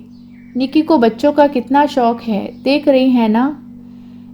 इस उम्र में बच्चे की कल्पना भी मेरे लिए हास्यास्पद थी।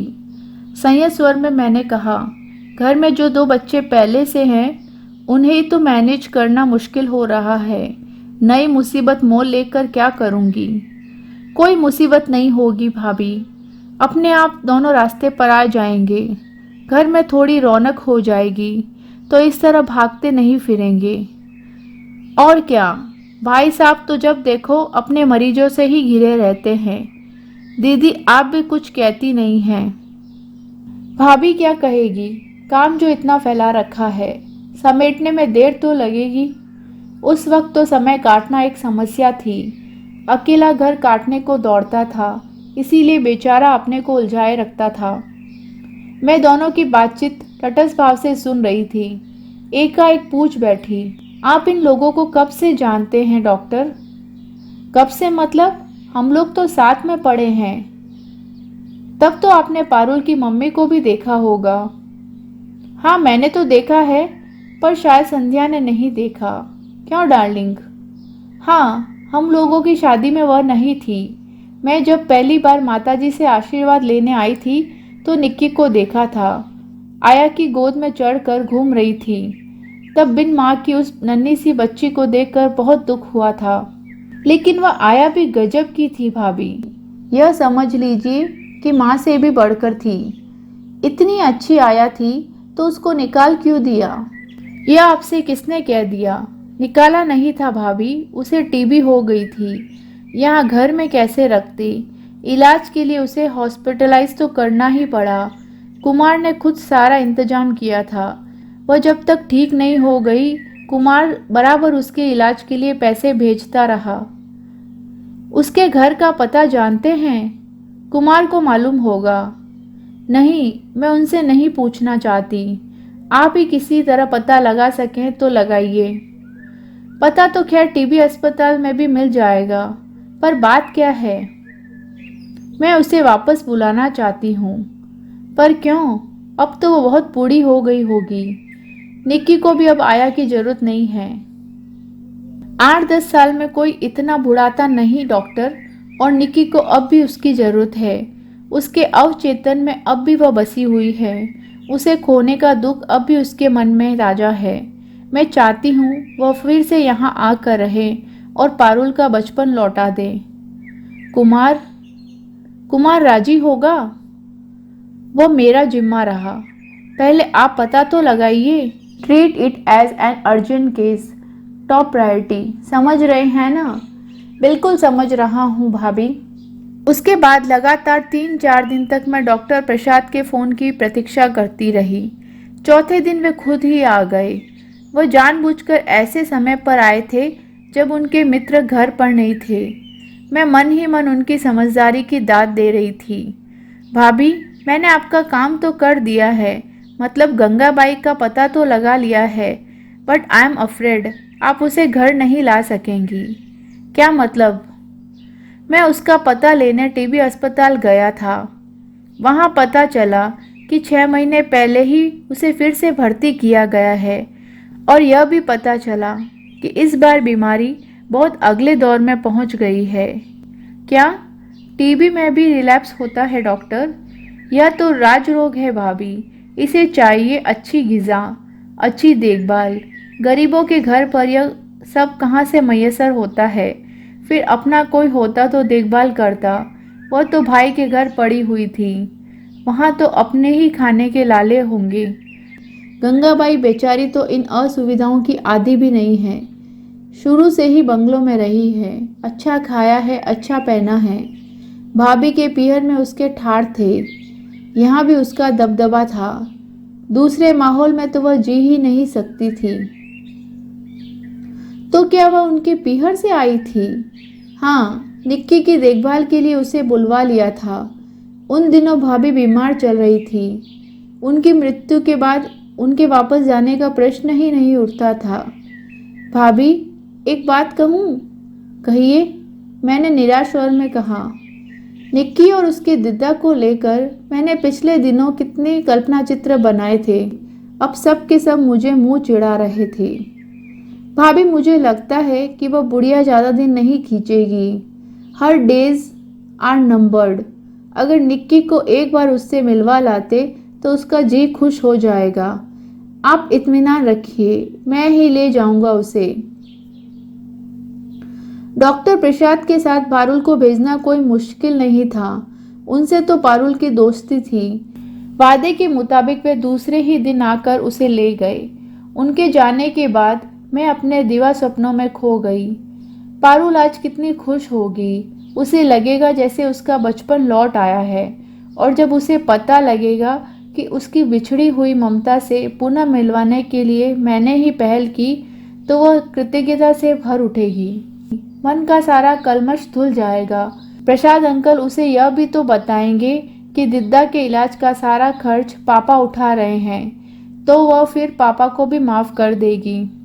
और उसके पापा, वे भी तो कितने खुश होंगे। इस मधुर षड्यंत्र की मैंने भनक तक नहीं लगने दी थी। अब पता चलेगा तो सिवा प्रशंसा के कुछ नहीं कर पाएंगे। उन लोगों को लौटने में कोई 2-2.5 घंटे लग गए थे। हॉस्पिटल शहर से दूर पहाड़ी पर जो था। मुझे लगा गाड़ी से उतरकर वह सीधे मेरे पास दौड़ी आएगी। मेरे गले में अपनी दोनों बाहें डालकर कहेगी, hi mummy, you are so sweet. पिछले दिनों हम काफ़ी करीब आ गए थे। फिर भी एक औपचारिक दूरी बनी हुई थी। आज वह भी समाप्त हो जाएगी। लेकिन वह सीधे अपने कमरे में चली गई। शायद अपना भावावेश मुझसे छिपाना चाहती हो। डॉक्टर प्रसाद जरूर थोड़ी देर को मेरे पास बैठे। बोले, बहुत खुश हुई बुढ़िया। बार बार बलाएं ले रही थी, माथा चूम रही थी। आपको और मुझे भी असीस रही थी, लेकिन भाभी उसकी हालत कुछ ठीक नहीं है। शी में कोलैप्स एनी टाइम। तो अच्छा ही हुआ जो आप लोग हो आए, नहीं तो जिंदगी भर को मलाल रह जाता, मुझे भी और बिटिया को भी। आप ठीक कर रही हैं, उन्होंने उठते हुए कहा। उन्हें विदा देकर मैं गुनगुनाती हुई सीधे पारुल के कमरे में गई। मुझे क्या मालूम था कि वह मेरी प्रतीक्षा में भरी बंदूक की तरह तनी हुई बैठी थी। मुझे देखते ही फट पड़ी। क्यों भेजा था मुझे वहाँ? किसकी साजिश थी? बचपन की एक मीठी सी याद मेरे मन में थी, उसे भी आपने तहस नहस कर दिया। सौतेली माँ है ना आप। मेरा इतना सा सुख भी आपसे सहा नहीं गया। और आप सोच रही थी कि आपने बड़ा एहसान किया, मेरी पुरानी आया से मिलवाकर बड़ा नेक काम किया। पता नहीं कितनी देर तक वह इसी तरह बड़बड़ाती रही। मैं जड़ मुख बनी उसके आरोपों को झेलती रही। प्रतिवाद करने का या आगे बढ़कर उसे सांत्वना देने का मेरा साहस ही नहीं हुआ। उफ, मैं तो सोच भी नहीं सकती कि बचपन में इसी औरत ने मुझे पाला है। मुझे तो यह सोचकर भी झुरझुरी हो आती है कि मैं उसकी गोद में खेलती थी, उसके पास ही सोती थी। उसने बताया कि वह मुझे अपने हाथों से खाना खिलाती थी। छी, मुझे तो वहीं उबकाई आने लगी थी। उसका कमरा, उसका बिस्तर, उसके कपड़े इस कदर बास मार रहे थे। उफ, उसका दर्द मेरी पकड़ में आ गया। दिद्दा उसके लिए एक मधुर एहसास की तरह थी, पर इस मरणासन वृद्धा से उसका कोई मेल नहीं था। उसका रोग जर्जर शरीर देखकर वह कांप गई थी। उसका स्नेहिल स्पर्श उसे लिजलिजा गया था। एक तिलिस्म था जो टूट गया था, और अब वह इन किस्सों पर आंसू बहा रही थी। मैं उसे समझाना चाहती थी कि पारुल, वक्त की मार किसी को नहीं बख्शती। हम सब धीरे धीरे काल के इसी अंधकूप की ओर बढ़ते जा रहे हैं, जहाँ सब कुछ विरूप हो जाता है, नष्ट हो जाता है, पर जीवन की नश्वरता का दर्शन समझने की भी एक उम्र होती है। पारुल तो अभी उम्र के उस दौर में थी जहाँ सब कुछ रसमय और रंगीन होता है। उसके लिए तो भविष्य का अर्थ विकास है, विनाश नहीं। अब इस कड़वे सच को, असुंदर यथार्थ को वो कैसे स्वीकारेगी? वह फिर लौट गई अपने उसी कारा में जो उसने स्वयं निर्माण की थी। मैं फिर दूर फेंक दी गई। पहले भी हम दोनों में बोलचाल नहीं थी, पर तब इतना असहज नहीं लगता था।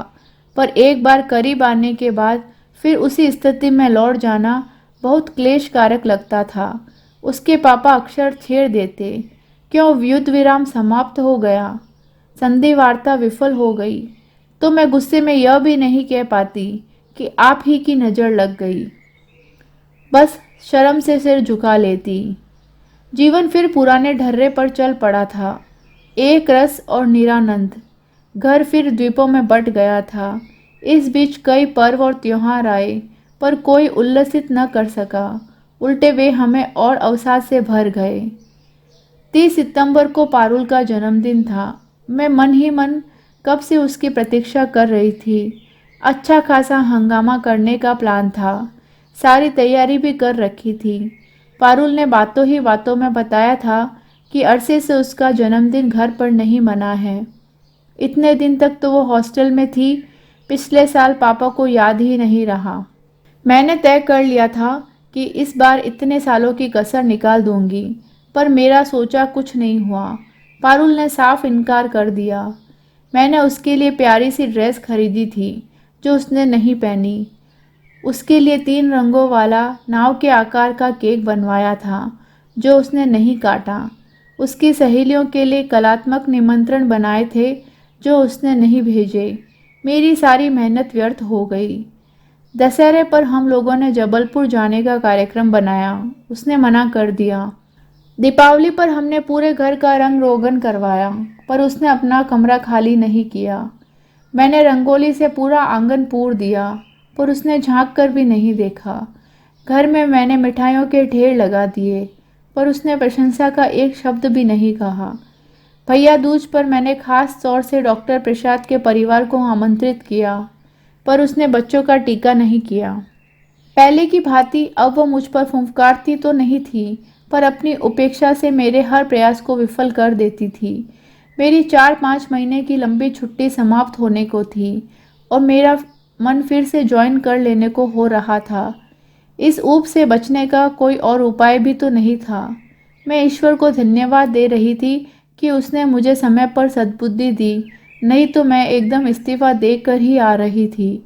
ईश्वर से ज़्यादा धन्यवाद तो भैया भाभी को और अपने सहयोगियों को देना चाहती थी। उन्हीं लोगों की सलाह थी कि मैं फ़िलहाल लंबी छुट्टी ले लूँ और देखूँ। इस उम्र में एडजस्टमेंट बहुत कठिन होता है। नौकरी छोड़ दोगी तो लौटने का भी रास्ता नहीं रहेगा। एक पारुल की बात छोड़ दी जाती तो इस घर में मुझे सुख ही सुख मिला था, पर उस एक दुख ने सारे सुख का स्वाद छीन लिया था। निश्चय और अनिश्चय के बीच झूलती हुई मैं एक दिन सचमुच इंदौर पहुंच जाती कि बीच में एक हादसा हो गया। उस दिन मैं रोज की तरह किचन में व्यस्त थी कि ये आए और गंभीर स्वर में बोले, प्रसाद का फ़ोन है तुम्हारे लिए। मैं चौंक पड़ी। मेरे लिए? धड़कते दिल से रिसीवर उठाया। हेलो भाभी, बुरी खबर है। क्या? मैंने कांपते स्वर में पूछा। पूजनीय दिद्दा चल बसी। मैं स्तब्ध रह गई। भाभी कुछ कहिए भी, क्या करना है? अब कहने को या करने को रहा ही क्या है? मेरा मतलब है, should we tell the kid? No, definitely not. She is just a kid, you know. अच्छा, अब आप इनसे बात कीजिए। मेरी कड़ाई जल रही है। चोंगा इनके हाथ में देखकर मैं भागने ही वाली थी कि इन्होंने हाथ पकड़कर रोक लिया। प्रसाद से 2 मिनट बात करके फ़ोन रख दिया और मेरी तरफ मुखातिब हुए। उनकी मुद्रा से मैं समझ गई कि मैं कटघरे में खड़ी हूँ। जलती हुई आंखों से उन्होंने पहला प्रश्न दागा। प्रसाद ने यह खबर पहले तुम्हें क्यों दी? मुझे भी तो दे सकता था। यह बात आप उन्हीं से पूछते तो ठीक रहता। उससे तो खैर पूछना ही है, पर तुम यह बताओ, इस औरत की मौत से तुम्हारा क्या वास्ता है? ओफो, मेरा क्या वास्ता होगा? वे बस मुझे इसीलिए पूछ रहे थे कि पारुल को बताना है कि नहीं। मैंने कह दिया कि कोई ज़रूरत नहीं है। वह जब जिंदा थी पारुल उन्हें देख आई थी बस।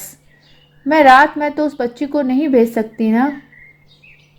पारुल अस्पताल कब गई थी? गई थी एक दिन। प्रसाद लिवा ले गए थे। पर सुझाव किसका था? मेरा था। यही सुनना चाहते हैं ना आप? अब आप भी कहेंगी कि यह बात मुझसे क्यों नहीं कही गई। तो हुजूर, शुरुआत तो आपसे ही की थी, पर आप तो उस नाम को सुनते ही भड़क गए थे। उस समय क्या आप यह सुनने की स्थिति में थे कि पारुल अपनी आया को नहीं भूल पाई है? अब भी वह उतनी ही शिद्दत से उन्हें याद करती है। क्या आपके पास यह सोचने समझने की फुर्सत थी कि वह अपनी दिद्दा के लिए कितनी बेचैन है? और आपकी उस फुर्सत का इंतजार मैं नहीं कर सकती थी, क्योंकि उस औरत के पास गिनती के दिन थे। आज मैं खुश हूँ कि आपकी नाराज़गी का खतरा उठाकर भी मैंने यह पहल की। आपको और कुछ कहना है? क्या कहते बेचारे, मुंह लटका कर रह गए। विजय के उन क्षणों में मैंने उन्हें यह नहीं बताया कि मेरी वह उदात्त कोशिश कितनी नाकाम रही। मेरे आत्मविश्वास का वह दुर्ग कैसे भर भरा कर गिर पड़ा। उस दिन नाश्ता किए बिना ही वे घर से निकल गए। शायद मुझे दंड देने का इससे अच्छा तरीका उन्हें याद नहीं आया। सुबह के गए रात को लौटे, आते ही सीधे नहाने चले गए। मैं समझ गई कि दिवंगता को श्रद्धांजलि देकर लौटे हैं। अच्छा भी लगा। इतना हक तो उस गरीबिनी का बनता ही था। अब मेरे सामने केवल एक समस्या थी, पारुल को बताऊं या न बताऊं? बताऊं भी तो कैसे? वह तो मुझसे रुक भी नहीं मिलाती। इतनी बड़ी बात एकदम मुंह फेर कर तो मारी नहीं जा सकती ना। कुछ माहौल तो बनाना पड़ेगा, और इस स्थिति में यह संभव नहीं है। और अगर न बताऊं तो कल को वह इसी बात पर आरोपों की झड़ी लगा देगी और मुझसे और दूर छिटक जाएगी। ट्रिंग ट्रिंग। रात के सन्नाटे में फ़ोन की घंटी बजी तो मैं हड़बड़ाकर उठ बैठी। तब तक इन्होंने चोंगा उठा लिया था। जब तक वे बात करते रहे मैं बदहवासी उन्हें देखती रही। रिलैक्स डार्लिंग, उन्होंने फ़ोन रखते हुए कहा। डॉक्टर के घर में तो जब तब घंटी बजती रहती ही है। तुम्हें अब तक आदत नहीं हुई? धीरे धीरे ही तो होगी, मैंने झेपते हुए कहा। दरअसल सुबह सुबह फ़ोन पर वह खबर सुनी ना, तब से दिमाग खराब हो गया है। फिर कुछ रुक कर पूछा, आप वहाँ गए थे ना? हाँ, जाना तो था ही ना, गया भी।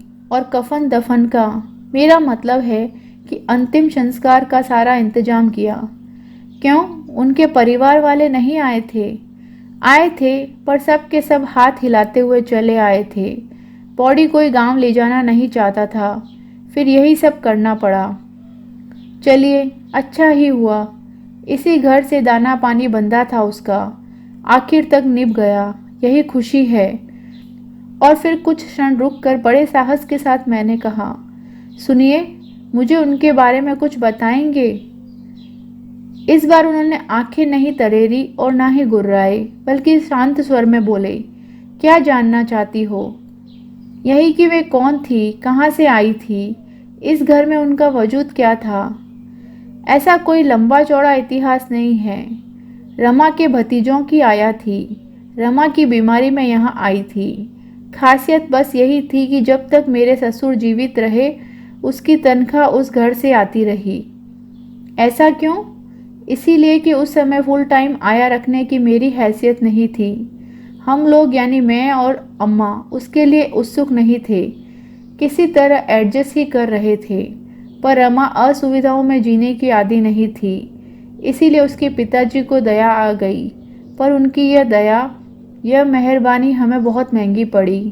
क्यों? अपने ही घर में हम जैसे किसी के आश्रित हो गए।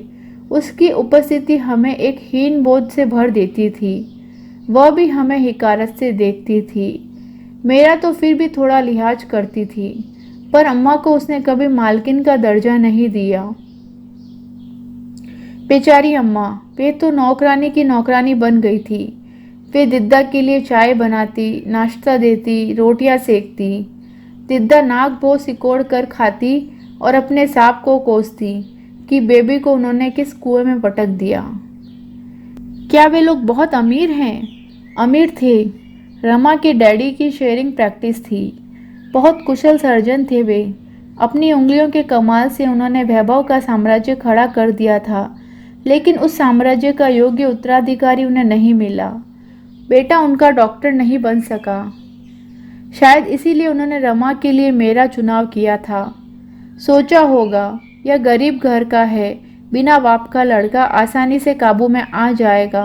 मेरे पास अपना अलग साम्राज्य बनाने की कबूत थी। जो सोचा था वह मैंने करके भी दिखा दिया। पर देखने के लिए न रमा रही, न उसके डैडी। उन्होंने तो बस मेरे संघर्ष का दौर ही देखा। उन्हें, मेरा मतलब है पारुल की मम्मी को क्या हो गया था? दूसरी प्रेगनेंसी के दौरान छोटा सा एक्सीडेंट हो गया था। डॉक्टर ने एबॉर्शन की सलाह दी, वह भी करवा लिया, पर पता नहीं क्या कॉम्प्लिकेशन हो गए कि हालत बिगड़ती ही चली गई। कार में डालकर मुंबई भी ले गए, पर कुछ फ़ायदा नहीं हुआ। 15वें दिन उसके शव को लेकर ही लौटना पड़ा। उन्हीं दिनों दिद्दा इस घर में आई थी। हम लोग तो उन दिनों रमा को लेकर परेशान थे। घर में बस अम्मा थी और वह थी, पर एक नफरत का बीज कब पड़ गया था पता ही नहीं चला। एक खाई सी थी दोनों के बीच, जो बढ़ती चली गई। रमा जब तक रही तब तक तो सब कुछ दबा ढका रहा, पर उसकी मृत्यु के बाद दोनों का परस्पर तिरस्कार और घृणा जैसे मुखर हो गए। बहुत कठिन थे वे दिन। मैं रमा के वियोग से आहत था। प्रैक्टिस की कश्मकश जारी थी और इधर घर पर जैसे जंग छिड़ी हुई थी। मैं परेशान हालत से घर लौटता और यहाँ अदालत शुरू हो जाती। मैं बच्ची का ढंग से पता भी नहीं कर पाता। इन्हीं दोनों की चिक चिक मेरा दिमाग चाट जाती। दोस्त, रिश्तेदार और साथी डॉक्टर रोज सलाह देते कि शादी कर लो, बच्ची बड़ी हो जाएगी, फिर मुसीबत हो जाएगी, वह फिर आसानी से नई माँ को स्वीकार नहीं कर पाएगी। अम्मा भी इसरार करती रही, पर मेरी हिम्मत ही नहीं पड़ती थी।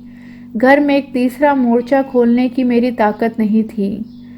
5 साल तक घर में यह नाटक चलता रहा और हम माँ बेटे बच्ची को बर्बाद होते देखते रहे।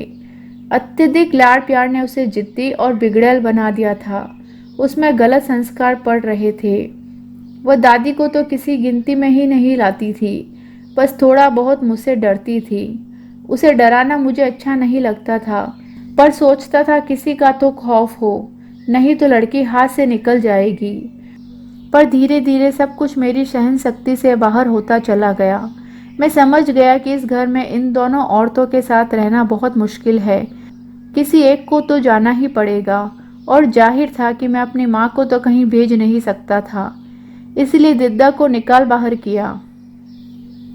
नहीं, इतनी बेदर्दी से नहीं निकाला, पर यों कहो कि इत्तेफाक से मुझे एक कारण मिल गया। इन दिनों दिद्दा बहुत खांसने लगी थी। अम्मा ने कई बार बताया कि उसकी खांसी के मारे वे रात भर नहीं सो पाती हैं, पर मैंने इसे भी शिकायत का एक पैंतरा समझकर टाल दिया। पर ज़्यादा दिन तक अम्मा को अनसुना नहीं कर सका। मुझे भी दिद्दा की खांसी सुनाई देने लगी। उस समय तो हम छोटे से घर में थे, तब आज जैसा बड़ा बंगला नहीं था। खांसने की आवाज़ कहाँ तक छिपती। महरी ने एक बार दिद्दा को खून थूकते हुए भी देखा था, जिसे वह पान की पीक बताती रही। फिर मुझे चिंता हुई। बड़ी मुश्किलों से निक्की का वास्ता देकर उसे डॉक्टरी जांच के लिए राजी किया। इन्वेस्टिगेशन के बाद मेरा शक सच निकला, उसे टीबी हो गई थी। लेकिन टीबी तो अब कोई लाइलाज बीमारी नहीं है, मैंने जैसे उन पर आरोप लगाते हुए कहा। लेकिन बीमारी तो है और इलाज भी कराना पड़ता है। एक बार पता चल जाने के बाद क्या उसे घर में निक्की के पास रखा जा सकता था? मैंने उसे यहाँ टीबी अस्पताल में भर्ती करवा दिया। 2-2.5 साल बाद वह ठीक भी हो गई, पर मैं उसे वापस घर नहीं लाया। उसके गांव ही उसे भेज दिया। पर वह जहाँ कहीं भी रही, उसे बराबर पैसे भेजता रहा। आज उसकी अंतिम किस्त भी मैंने दे दी। इतनी देर से मैं पेट के बल लेटकर कोहनियों पर सिर टिकाए उनकी बातें सुन रही थी। दिद्दा की कहानी का पटापेक्ष होते ही मैंने निश्वास भरा और करवट बदलकर लेट गई। मन बेहद उदास हो आया था, परंतु इस समय जिस अनजान अनदेखी वृद्धा के प्रति मन में करुणा उमड़ रही थी, वह दिद्दा नहीं, पारुल की दादी थी। बेचारी बेटे की शादी के कैसे कैसे अरमान संजोए बैठी होगी, पर मिला क्या? दुख, निराशा और अपमान। रजनी जी, उसके बाद की कहानी नहीं सुनोगी? मैंने एकदम पलट कर उन्हें देखा। उसके बाद की मतलब? यह तो निक्की की आया की कहानी थी। निक्की की कहानी भी तो सुनो। वह मुझे मालूम है, मैंने उल्हाने के स्वर में कहा। दिद्दा चली गई तो उसे मामा के यहाँ भेज दिया। वहाँ मामा की पैनी जबान ने उसका जीना मुश्किल कर दिया। वहाँ से लौटी तो कर्कश बुआ के पल्ले पड़ गई। फिर उनसे भी नहीं संभली तो हॉस्टल में पटक दिया। यही ना? तुमने तो 4 लाइनों में सारा इतिहास समेट कर रख दिया। पर जानती हो, इसे जीने के लिए मुझे 8 लंबे साल लग गए, और मैं उतना दुष्ट भी नहीं हूँ जितना तुम मुझे साबित करना चाहती हो। मैंने अपनी ओर से इसमें कुछ भी नहीं कहा। पारुल से जितना सुना था वही बता दिया। अब आप बताइए।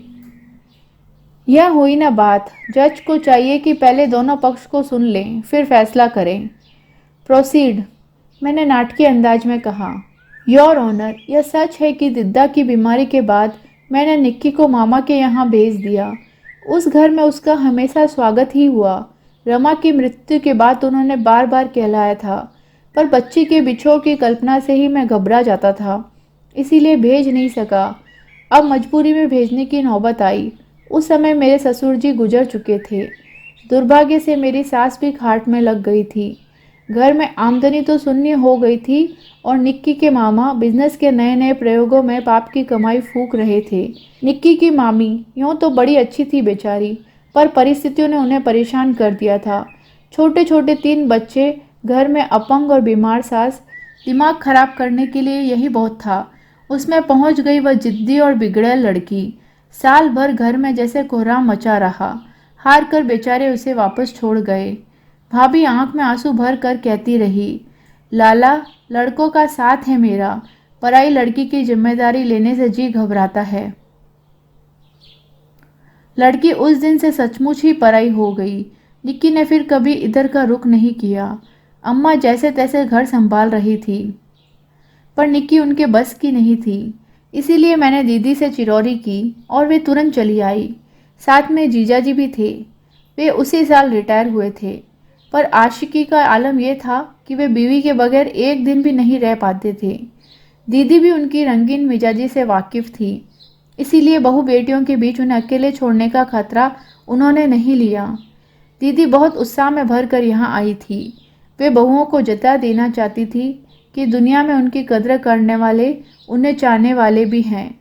उन्होंने मुझे भी आश्वस्त किया कि वे लड़की को 2 दिन में ठीक कर देंगी और वे एकदम रिंग मास्टर की तर्ज पर शुरू हो गई। उनकी सख्ती देखकर तो अम्मा भी सिहर गई, पर बच्ची के कल्याण की कल्पना करके चुप हो गई। उन दिनों निक्की का जीवन एकदम घड़ी की सुइयों पर चलता था। समय पर सोना, जागना, रोज नहाना, दोनों वक्त कंघी करना, ब्रश करना, समय से स्कूल जाना, नियमित होमवर्क करना, दोनों वक्त ट्यूशन पढ़ना, इत्यादि इत्यादि। लड़की जैसे बुआ के हाथों की कठपुतली बन गई थी। दीदी बहुत मेहनत कर रही थी, पर उन्हें ममता की आँच नहीं थी, स्नेह का स्पर्श नहीं था। इसलिए फिर निक्की बिदकने लगी। और क्या, मैंने उनकी चुप्पी को तोड़ा। आज समझ में आ रहा है अम्मा ने किस मुश्किल से यह बात मुझसे कही होगी। मुझे आज भी कहते शर्म आ रही है। कौन सी बात? अम्मा अपने देवता स्वरूप दामाद के प्रति एकदम शंकालु हो उठी थी। रशिया तो वे जन्म के थे, पर इतनी सी लड़की पर जोर डालेंगे यह नहीं सोचा था। सहज स्नेह से वंचित, लाड़ दुलार के लिए तरसती 10-12 साल की निक्की आसानी से उनके हाथ आ गई थी। वह दिन भर उनसे चिपटी रहती। दीदी देखती और सुलग उठती, अम्मा देखती और मन मसोच कर रह जाती। आखिर एक दिन अम्मा ने मुझसे कह दिया, बेटा, इन बूढ़ी आंखों में अब चौकीदारी करने की ताकत नहीं है। तू अगर लड़की को सर्वनाश से बचाना चाहता है तो किसी अच्छे से हॉस्टल में डाल दे, नहीं तो मैं सुख से भी नहीं मर पाऊंगी। अम्मा ने जीवन भर इतना सहा था कि मैं उनके दुखों का बोझ और नहीं बढ़ाना चाहता था। इसीलिए वही किया जो अम्मा ने चाहा। बच्ची के कल्याण का कोई दूसरा रास्ता भी नहीं था, पर पता नहीं कहाँ गलत हो गया। जिसके लिए सारी उठापटक करता रहा वही मुझसे रूठ गई। मैं तरस कर रह जाता हूँ, पर वह मुझसे बात नहीं करती। करती भी है तो उसकी ज़बान पर जैसे कांटे उगाते हैं। लहूलुहान कर देती है वो मुझे। उसकी आंखों में झांकती घृणा मुझे अपने ही नज़रों में छोटा बना देती है। मैं इससे आगे वे बोल ही नहीं पाए। पुरुष थे, शायद इसीलिए जब्त कर सके, नहीं तो फफफ कर रो पड़ते। मुझे अपने ही ऊपर शर्म हो आई। हमेशा पारुल के लिए ही सोचती रही मैं। मेरी बगल में लेटा हुआ यह व्यक्ति, यह भी तो बिल्कुल अकेला है। इसे भी तो अपनों ने ही छला है। किसी ने स्नेह का, संवेदना का स्पर्श नहीं दिया, केवल समस्याएं ही दी हैं। आपकी भूल क्या थी, बताऊं? मैंने उनकी बालों में उंगलियां फेरते हुए कहा। जिसके लिए आपने इतनी उठापटक की, उसके मन में झांकने की, वहाँ लिखी इबारत पढ़ने की आपने कभी कोशिश ही नहीं की। परिस्थितियों पर आपका वश नहीं था, मंजूर है, पर उनकी व्याख्या तो की जा सकती थी, अपनी मजबूरियां तो समझाई जा सकती थी। आपने सोचा होगा छोटी सी बच्ची है, क्या समझेगी। यहीं आप चूक गए। बच्चे बहुत समझदार होते हैं। शत्रु और मित्र की पहचान वे फौरन कर लेते हैं। उनके संवेदनशील मस्तिष्क पर हर बात जल्दी और गहरा असर करती है, इसीलिए उनके राग द्वेष भी स्थायी होते हैं। मेरे पास उस समय इतना सोचने समझने की फुर्सत ही कहाँ थी। मैं तो अपने अस्तित्व की लड़ाई लड़ने में व्यस्त था। इसीलिए तो यह मोर्चा हार गए। मैंने उसी गंभीर प्रसंग को हल्के फुल्के ढंग से समाप्त कर दिया, ताकि वातावरण का तनाव कुछ तो कम हो, और वह हुआ भी। थोड़ी ही देर में उनकी नाक बजने लगी थी, लेकिन मैं सुबह तक आंख नहीं झपका सकी। मैं कमरे में बैठकर बुनाई कर रही थी कि वह दनदनाती हुई सामने आकर खड़ी हो गई। मुझे बुलाया था? हाँ, तुम्हारे मामा के यहाँ से मनी ऑर्डर आया है, और राहुल की चिट्ठी भी। चिट्ठी? किस खुशी में? दरअसल हुआ यह कि राखी पर तो मैं चूक गई, पर मैंने तुम्हारे मामा जी को भाई दूज का टीका जरूर भेज दिया था। उसी पत्र में बच्चों के नाम तुम्हारा टीका भी भेज दिया था। उसी का जवाब आया है। तुम्हारी मामा जी ने बड़ा सुंदर पत्र लिखा है। आप मेरे लिए रिश्तेदार क्यों जुटाती फिर रही हैं? मैंने आपसे उस दिन कह दिया था ना कि मुझे कोई इंटरेस्ट नहीं है। उस दिन की बात और थी पारुल। फिर प्रसाद अंकल के बच्चे थे, उसे तुम रिश्ता जोड़ना कह सकती हो, पर ये तो तुम्हारे अपने भाई हैं, तुम्हारे मामा के लड़के। नहीं, न तो कोई मेरा मामा है न भाई। आप ये चिट्ठी और रुपए अपने पास ही रखिए। कम ऑन पारुल, इतना गुस्सा नहीं करते। अच्छा 5 मिनट बैठो जरा, मुझे तुमसे कुछ बात करनी है। इस तरह तन कर खड़ी हो जाती हो तो मुझे टेंशन हो जाती है। अनिच्छा से ही सही, वो पलंग की पाटी पर बैठ गई, जैसे किसी भी क्षण उठकर चली जाएगी। अच्छा यह बताओ, तुम्हारा यह गुस्सा असल में किस बात पर है? मुझ पर है या अपने भाइयों पर? अगर भाइयों पर है तो उन्हें माफ़ कर दो। अरे बचपन में तो सभी भाई बहन लड़ते झगड़ते रहते हैं, सगे हो तब तो और भी ज़्यादा। मेरी माँ कहती थी कि बचपन में जिनसे लड़ाई होती है, बड़े होकर वे एक दूसरे पर जान छिड़कते हैं। तो बेटे, बचपन की बातें इतने दिनों तक थोड़े ही याद रखते हैं, सब भूल जाते हैं। देखो तुम्हारे भाई भी भूल गए, तुम भी उन्हें माफ़ कर दो। और अगर तुम मुझसे नाराज़ हो पारुल, तो विश्वास करो, मैंने जानबूझकर तुम्हें चोट नहीं पहुंचाई। मेरा इरादा तुम्हारा जी दुखाने का नहीं था। दरअसल मैं सांस लेने के लिए रुकी तो एक बात बिजली की तरह मेरे मन में कौंध गई। मैं तुम्हें उस जगह कभी नहीं भेजती पारुल, पर मुझे उस मरणासन औरत की इच्छा का मान रखना पड़ा। फांसी पर चढ़ने वाले की भी अंतिम इच्छा पूछी जाती है, उसका सम्मान किया जाता है। फिर ये तो तुम्हारी दिद्दा थी। आप कहना क्या चाहती हैं? यही कि दिद्दा तुम्हें एक बार देखना चाहती थी। तुम उन्हें कितना याद करती हो, उससे कहीं ज़्यादा वे तुम्हें याद करती थी। तुम्हारे पास तो फिर भी एक दुनिया थी, स्कूल की, कॉलेज की, पुस्तकों की, सिनेमा की, सहेलियों की। लेकिन उनके पास तो सिर्फ तुम्हारी यादें थीं। इसीलिए उनकी इच्छा का मान तो रखना ही था। इतना हक तो उनका बनता ही था। उनके प्यार का कर्ज था तुम पर, उसे तो चुकाना ही था। सबको अपने हिस्से का कर्ज खुद ही उतारना पड़ता है। तुम्हें पाल पोस कर दिद्दा ने इस घर पर जो उपकार किया, पापा बराबर उसका हिसाब चुकाते रहे हैं। अंतिम संस्कार तक उन्होंने अपना यह कौल निभाया है। अंतिम संस्कार? किसका? यही कहने के लिए तो मैंने यहाँ तुम्हें बुलाया था। चिट्ठी तो कोई भी तुम्हारे कमरे में दे आता, पर यह खबर तो मुझे ही देनी थी। पारुल, दिद्दा नहीं रही, उसका सिहरना मैंने साफ देखा था। अच्छा हुआ जो तुम लोग उस दिन अस्पताल हो आए, तुम्हें देखने की बड़ी साथ थी उन्हें, नहीं जाती तो मन में पछतावा रह जाता। वो पलंग की पार्टी पर बैठी थी, धीरे से मेरे पास सरक आई। मम्मी, मुझे क्या फिर से वहाँ जाना पड़ेगा? मैंने देखा, उसके होठ कांप रहे थे, चेहरे पर भय पुता हुआ था। मृत्यु से साक्षात्कार करने का हौसला कितनों के पास होता है। फिर ये तो लाख दिलेर ही सही, थी तो एक नन्ही सी लड़की। उसके बदहवास चेहरे को देखकर मुझे प्यार हो आया। उसका चेहरा अपनी हथेली में थामकर मैंने कहा, नहीं बेटे, तुम वहाँ क्यों जाओगी? प्रसाद अंकल ने कल पूछा भी था, पर मैंने साफ मना कर दिया। कहीं बच्चे भी ऐसी जगह जाते हैं? थैंक यू मम्मी, उसने कहा और धीरे से अपने आप को छुड़ा लिया। थोड़ी देर तक दीवार की ओर ताकते हुए चुपचाप बैठी रही। फिर सहमी सी आवाज में बोली, उस दिन उन्हें अस्पताल में देखकर मेरा मन कैसा तो हो गया था। वे बाहों में भरकर मुझे प्यार कर रही थी और मैं भागने के लिए छटपटा रही थी। वे मेरी बलाएं ले रही थी और मैं मन ही मन उन्हें कोस रही थी। उन्हें ये सब पता तो नहीं चला होगा ना? उसका स्वर इतना करुण था कि सांत्वना देना जरूरी हो गया। उसकी पीठ पर हाथ फेरते हुए मैंने कहा, नहीं बेटे, उन्हें कुछ नहीं पता चला होगा, क्योंकि जो प्यार करते हैं ना, वे आंख मूंद कर प्यार करते हैं। अपनों की गलतियां देखने वाली नज़र उनके पास नहीं होती। सच मम्मी, उसने कहा और मेरी गोद में दुबक गई। कहानी यहीं पर समाप्त होती है। आपको रचना पसंद आई है तो मुझे कमेंट बॉक्स में ज़रूर बताइएगा। मिलती हूँ किसी नई कहानी के साथ, तब तक अपना ख्याल रखिए।